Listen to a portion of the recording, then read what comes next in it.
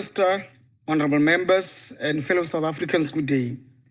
Schools are supposed to be the safe havens where educators and learners can educate and learn without the worry of violence and crime.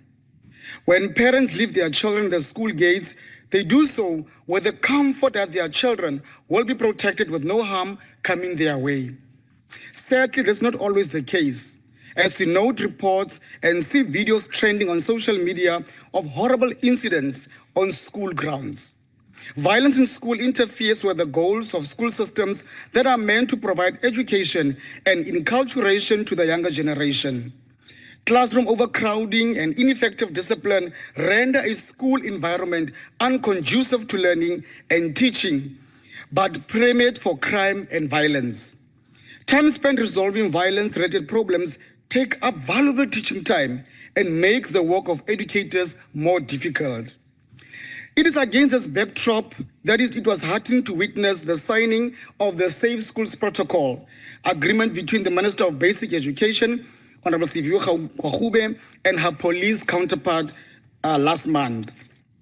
This signaled a concerted effort to make sure our schools are conducive for both educators, learners, and all entering these facilities.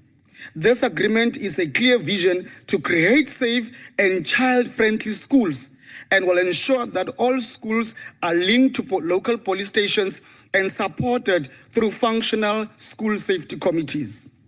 These committees will implement school-based crime prevention programs that address gender-based violence, bullying, gangsterism, alcohol and drug abuse, and possessions of weapons, deploying visible policing in hotspot areas, especially during high foot traffic times before and after school. Honorable Chairperson, these are crucial measures to make sure that our schools are not breeding grounds for gangsterism and crime. Children should never be involved in criminal elements, especially not at schools.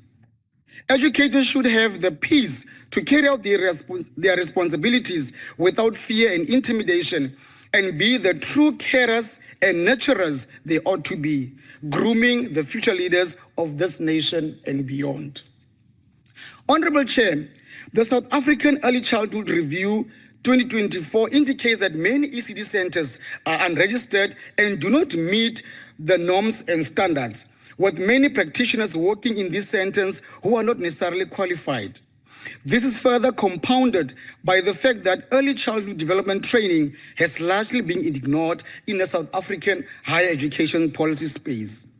And to address these challenges, Minister Gwarube has undertaken and launched a nationwide drive to register and formalize ECD centers across the country by using a simpler and user-friendly online registration system. The Department of Basic Education wants every child in South Africa to have access to quality ECD program, and every program to provide three things: quality learning and development opportunities, a safe and nurturing environment, and good nutrition.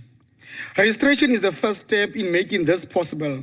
We must work to prepare leaders in this space so that it becomes easier for them to succeed in their educational journey.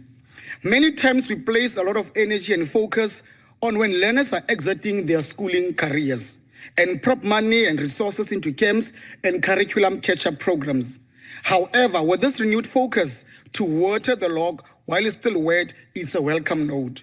And in Setswana we say, Lore lo oja lo salemetsi. It is rather unfortunate, Honorable Chair, that the chairperson of the Select Committee failed to rise above narrow political point scoring and take this House through the work carried out in the committee, particularly on the budget and this department's performance and strategic plans. The less said about the delegate from the Patriotic Alliance, the better. Honorable Sibande, I will not fiddle and get sidelined with petty party politics. And Minister, as I conclude, and Honorable Chair, indeed, this 2025 budget vote is important as it places learners at the center, especially those in the foundation phase, where the greatest inequalities begin. Honorable Chair, honorable members, I thank you, Ke a leboga, and baie dankie.